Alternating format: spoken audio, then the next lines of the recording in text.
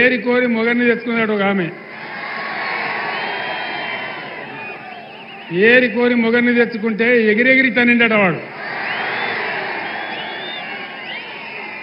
మనం ఇలా వాళ్ళ అడ్డగోలు హామీలు చూసి మోసపోయి ఓట్లేస్తే కేవలం 4-5 నెలలే ఏం జబ్బు వచ్చింది నాకు అర్థం కాదు. తెలంగాణకు కరెంట్ ఎక్కడ పోయింది, సాగునీళ్ళు ఎక్కడ పోయినాయి, పంటలు ఎందుకు ఎండుతున్నాయి, మంచినీళ్ళ కరువు ఎందుకు వస్తున్నది?